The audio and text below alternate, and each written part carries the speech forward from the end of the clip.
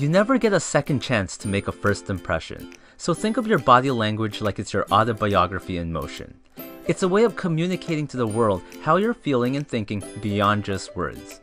And by getting good at reading other people's body language, as well as understanding and controlling your own, you'll be able to improve your interactions with everyone. So today, I'll be talking about body language, how to know what's really being said by James Borg, and begin by discussing the fundamentals like the 55-38-7 rule, the 3 C's, the difference between open and closed body language, and then we'll work our way from the head to the feet.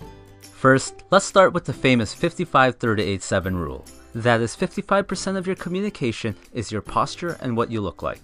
38% is how you say stuff, like your pitch, your tone, how quickly you speak, and how long you pause between sentences. And the last 7% is the actual words you say. Now, some people misinterpret this rule by thinking that words are not important as long as you look confident, project the right impression, dress to kill, and then deliver your words with the right seductive pitch and tone.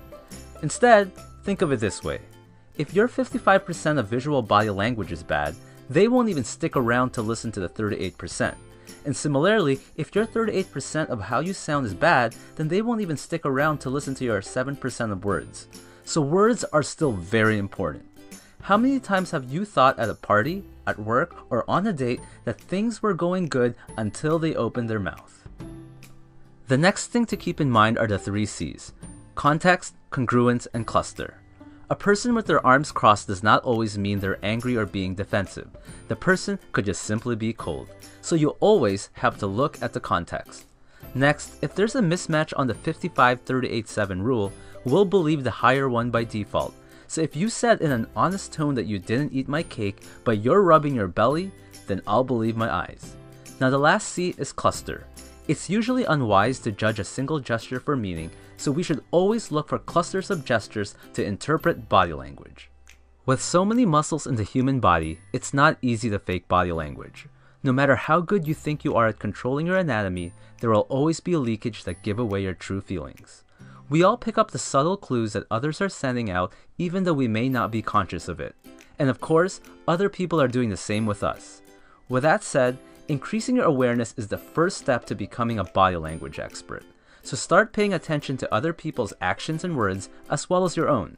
Look at people's postures, gestures, and facial expressions from a distance and then try to deduce whether they're having an argument, a friendly conversation, flirting, or whatever.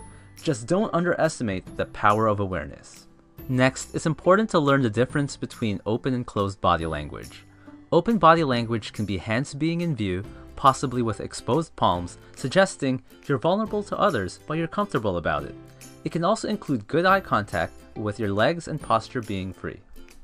Closed body language is what we tend to do during fight or flight situations, where we make the body appear smaller and to look for barriers to shield ourselves from the threat. This can be bringing the limbs closer to our body or crossing our arms or legs. This can also be little eye contact or even closing our eyes when somebody is talking. Open body language usually means comfortable, and closed body language usually means discomfort. As an exercise, put yourself in a closed position and notice how it will change your mood. Then observe other people and note how you perceive them. Then do this again in an open position.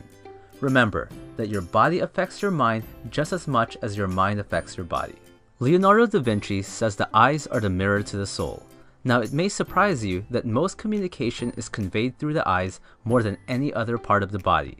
One of the simplest ways to ignore someone is to look away. I'm sure we've all done this when walking by a salesperson. Failing to make eye contact sends the signal that you're untrustworthy, uninterested, or not confident. The eyes are so powerful that a gaze just held a few seconds longer than usual can be extremely powerful. But it's important to look away from time to time to release the tension. Otherwise, people can subconsciously put you in the "I don't trust this person" category if you stare too long. Now with business and strangers, focus your gaze high and between their eyes or around their forehead. With friends, focus between their eyes and mouth. On an intimate level, and when flirting, focus between the chin, long enough to show interest, then gaze back to their eyes. Be careful with this one, but if a person's eyes move up, they might be accessing an image or visualizing something. If they're looking down, they might be accessing a feeling. and left or right, they might be trying to access some sort of sound. Next, an average blink is 8 to 15 times a minute. If someone is blinking rapidly or they flutter their eyelids, that could mean the person is anxious, sad, embarrassed, or even trying to hide something. Also, if you watch political interviews or just any two people interact, you might notice the person who feels more superior tends to blink less. Lastly, the eyes are also important in determining if a smile is real. Imagine how a host of a party might smile as he greets a guest he doesn't like and was just forced to invite, versus someone you know he genuinely likes. In fake or social smiles, the mouth tends to move sideways. In true smiles, the mouth tends to curve up, the eyes and cheeks are involved, it's symmetric, and tends to show teeth. Next, surveys have shown that the most charismatic, popular, and successful people are great listeners. We should listen using all our senses and understand that the true message is often not relayed through the words being spoken. This is why awareness is so important. It's also important to learn how much nodding helps in developing rapport. You can nod to show encouragement, to show you're still listening, to show you understand, to say yes to a fact, and to show you agree. Lack of nodding can make the speaker think you're not paying attention or you're not interested. Studies have even shown that nodding allows you to draw as much as 4 times more information. Next, it's a good technique to imitate someone's body language to build rapport, but don't completely copy. Then you can lead them to a more open posture. But try to avoid a closed posture, especially if you disagree with something, as that can be contagious. Remember, if you breathe deeply from the abdomen, it gives you a more relaxed and confident sound. And remember that good posture is essential for good speech and image. A good technique to keep your posture in check is to scan your body from head to toe as you inhale, and then scan back to your head as you exhale. With enough practice, you'll be able to do this scan repeatedly even while in conversation, and it will also improve your awareness. The most effective speakers on stage use a lot of hand gestures. Research has shown that having your palms up as opposed to down is more likely to cause your listeners to interpret your message positively. We tend to associate an open hand with friendliness, honesty, and trust. On the opposite side, palms down or pointing fingers convey dominance or authority. Clasped hands convey a state of conflict and tension. The higher the hands are, the higher the resistance. Steepling hands convey confidence and wisdom. Consider trying them in a meeting or interview. Interlaced fingers is associated with nervousness or defensive, but when combined with a thumbs up, it conveys a positive gesture. Hands behind back shows confidence, and it's one of my favorites. But if a hand is gripping the wrist or arm of the other, then that usually signals nervousness. The hand to the face does not necessarily mean boredom. Sometimes it's a switch to intensify concentration. If the hand is folded into a fist, then the person may have heard something disturbing. But remember cluster and focus on the eyes as well to confirm. Next, the hand covering mouth usually conveys disagreement. Folded arms can convey discomfort, aggression, at times confidence, but is usually some sort of defense barrier. When I'm trying to persuade someone, especially in sales, I might give them a drink or get the person to do something or look at something to get them to uncross their arms, because I know as long as they remain in that position, their attitude will not change. Partial arms crossed are very common with women and often means discomfort or nervousness. Similarly, women are more likely to do the hand to the neck gesture, which is a way to comfort themselves. Men are more likely to put their hand under their chin.